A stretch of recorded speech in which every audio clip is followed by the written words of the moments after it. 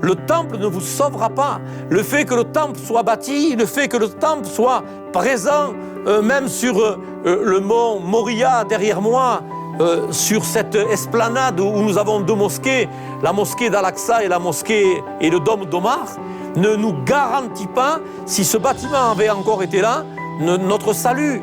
Ce qui garantit notre salut, c'est une relation intime et personnelle avec la personne de Yeshua, avec la personne de Jésus. Shalom les Koulam, bonjour à tous, un shalom depuis Jérusalem, depuis un lieu extraordinaire, les studios de la TBN, la télévision de la Bonne Nouvelle. Nous sommes heureux de vous accueillir en ce jour pour un partage de la parole de Dieu. Derrière moi, comme vous pouvez le constater, nous voyons le mont des Oliviers ainsi que le mont Sion.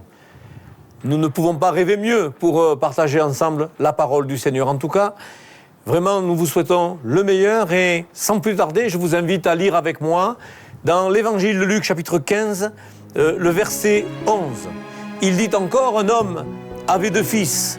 Le plus jeune dit à son père, « Mon père, donne-moi la part de bien qui doit me revenir. » Et le père leur partagea son bien. Peu de jours après, le plus jeune fils ayant tout ramassé, partit pour un pays éloigné où il dissipa son bien en vivant dans la débauche. Lorsqu'il eut tout dépensé, une grande famine survint dans ce pays et il commença à se trouver dans le besoin.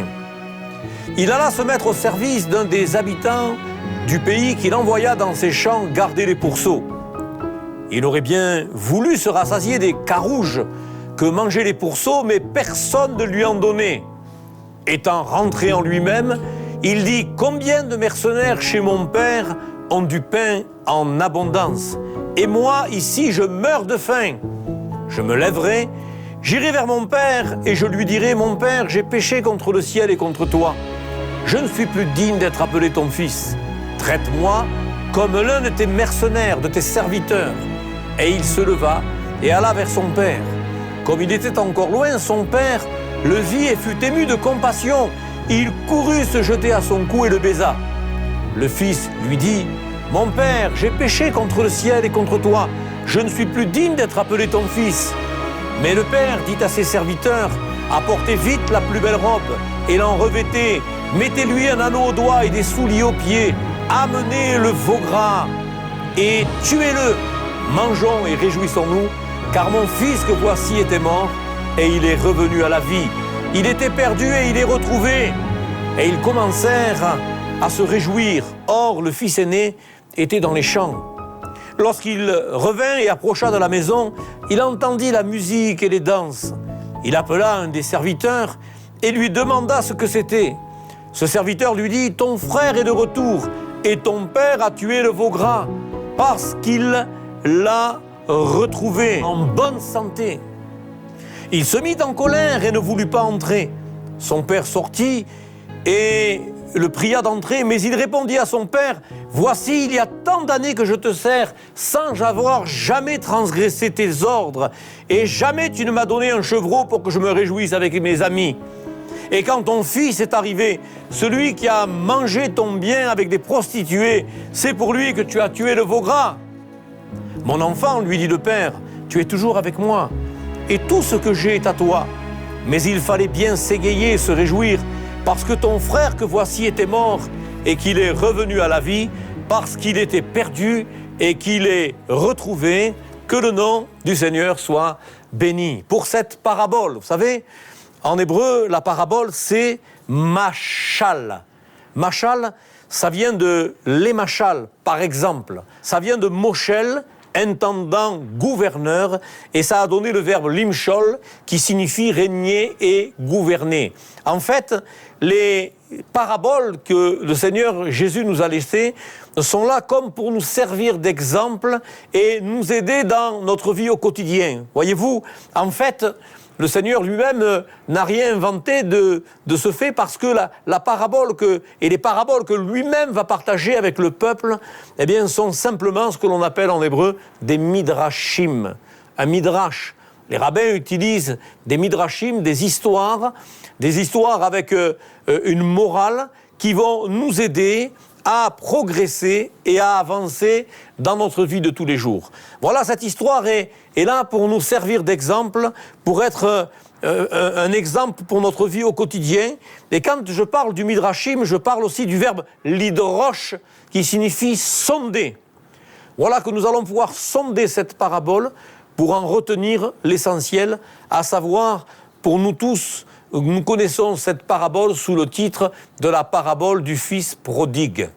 Vous savez, il y a une traduction espagnole de la Bible qui nous rappelle qu'on n'intitule pas cette parabole la parabole du fils prodigue, mais la parabole du père prodigieux. Et moi, j'aimerais vous dire ce matin que le héros de cette parabole, ce n'est pas le fils, mais c'est le père. Le fils prodigue et le père prodige, nous avons dans les deux mots qui se ressemblent ce que nous appelons dans le français un paronyme. Par exemple, je vais exprimer le mot éminent et un deuxième mot qui lui ressemble, qui est le mot imminent. Éminent, imminent. Percepteur, précepteur. J'aimerais vous poser la question de savoir qui aimeriez-vous recevoir aujourd'hui et entendre toquer à la porte de votre maison, le percepteur ou le précepteur? Moi, j'avoue que je préférerais le précepteur. Le précepteur, c'est celui qui annonce quelque chose qui va se passer. Le précepteur, c'est Jean le Baptiste qui a ouvert la voie du Seigneur en disant de lui qu'il n'était pas à même d'attacher même la courroie de ses souliers. Jean-Baptiste, Yohanan Amatbil, a été le précepteur qui nous a annoncé le Messie extraordinaire que nous avons reçu ici en terre d'Israël en la personne de Yeshua. Percepteur, précepteur, prodigue, prodige. Le prodigue, c'est celui qui fait des dépenses excessives et qui dilapide son bien. Et le prodige, c'est ce qui est surnaturel, inexplicable et qui inspire un sentiment positif d'admiration. Et à travers la lecture de cette parabole, eh bien, j'aimerais vous dire que le Père m'inspire un sentiment positif d'admiration. Moi, j'ai de l'admiration pour mon Père qui est au ciel. Et je le répète, comme cette prière extraordinaire, que son nom soit sanctifié, que sa volonté soit faite aujourd'hui et demain. Donne-nous en ce jour notre pain quotidien. Nous avons un Père extraordinaire qui prend soin de nous et qui s'occupe de chacun de nous. Dans cette parabole de ce Père prodigieux, eh bien, j'aurais pu aussi l'appeler la parabole des deux fils perdus. Parce que j'aimerais vous dire que dans cette parabole, les deux fils sont perdus. Mais je vais rester quand même sur cette idée initiale de cette parabole du Père prodigieux. La crise va se révéler à travers ce que le fils cadet va revendiquer. Il va exprimer des choses incroyables, mais aussi bien à travers ce que l'aîné ne va pas exprimer. Vous savez, des fois, il y a des paroles qui tuent, mais j'aimerais vous dire aussi qu'il y a des silences qui tuent. Et le silence du frère aîné est un silence, excusez-moi l'expression, assassin. Il va savoir que son frère va vouloir s'émanciper de la maison de son père. Eh bien, il va être au bénéfice du choix du cadet et il va essayer d'en retirer des avantages. La crise se révèle donc à travers ce que le cadet revendique, exprime, mais aussi bien à travers ce que l'aîné n'exprime pas. Le cadet veut la mort de son père. Et l'aîné se délecte de savoir que selon la loi de Moïse, il va recevoir en tant qu'aîné sa double portion de l'héritage. Moi, ce que je pourrais exprimer encore ce matin, c'est de vous dire que l'émancipation de la maison du père est extrêmement dangereuse. Je ne peux pas, en aucun cas, penser pouvoir m'émanciper de la maison de mon père. La maison de mon père, c'est la maison de Dieu, c'est la Keïla, c'est l'assemblée. Dans le jargon hellénistique, c'est l'église, la Keïla, le corps. Comment je peux penser un seul instant m'émanciper de la communion fraternelle, m'émanciper de la maison de Dieu? C'est extrêmement dangereux. Mais m'émanciper aussi de la maison du Père, là où on a quelqu'un qui est extraordinaire pour chacun de nous. Notre Père prend soin de chacun de nous, sait de quoi nous avons besoin avant même qu'on puisse le lui demander. Nous avons donc un Père qui s'occupe de nous. Le drame, c'est qu'aucun des deux ne va essayer de rétablir, voire de reconstruire une relation mutuelle avec leur père. La parabole met en contraste deux fils apparemment différents, celui qui est resté dans la maison et celui qui a voulu s'émanciper de la maison. Moi, j'aimerais vous dire encore une fois que le fait d'aller dans la maison de Dieu ne me garantit pas d'être sauvé. Vous savez, il y a des gens qui se gargarisent de ces pensées, croyant que s'ils sont assidus dans la maison de Dieu, ils seront assurément sauvés. Non, vous savez, il y a des gens qui viennent dans la maison de Dieu, qui s'assoient sur une chaise de la maison de Dieu, qui chantent comme tous les croyants dans la maison de Dieu, et qui pourtant ont un cœur extrêmement éloigné de la présence de Dieu. Ce qui est important, ce n'est pas simplement de venir dans la maison, mais d'être en communion avec le chef de la maison. Et le chef de la maison, c'est Dieu le Père, Dieu le Fils et Dieu le Saint-Esprit. Voyez-vous, je me réjouis de me retrouver dans la communion fraternelle, selon qu'il est écrit, il est doux et agréable pour des frères et sœurs de demeurer ensemble. Cependant, le bâtiment, le lieu de culte ne me sauve pas.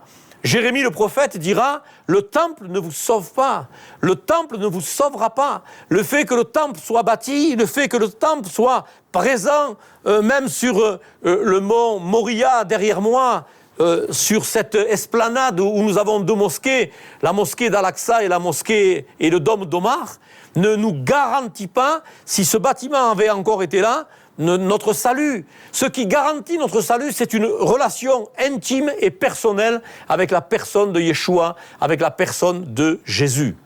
Le prodigue qui demande sa part d'héritage fait preuve d'une audace extraordinaire en demandant sa part d'héritage du vivant de son père. C'était comme si un enfant disait à son père « Meurs, je veux ton argent ». Ici, au Moyen-Orient, on a une histoire, un incident tragique qui a eu lieu, où un fils demande sa part d'héritage avant la mort de son père. Le père était un médecin en très bonne santé.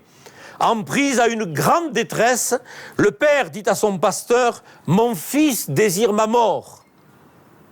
Inquiet, le pasteur finit par découvrir que le fils avait abordé la question de l'héritage. 3 mois plus tard, le père mourut.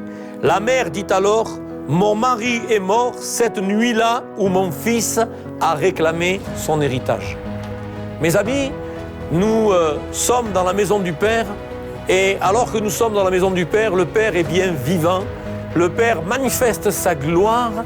Il a manifesté sa gloire en envoyant son Fils unique, mais il manifeste sa gloire aussi par la manifestation de Dieu, le Saint-Esprit. Nous n'avons rien à revendiquer, nous sommes tellement heureux et rassasiés de tout ce que le Seigneur peut nous communiquer ensemble dans la communion fraternelle.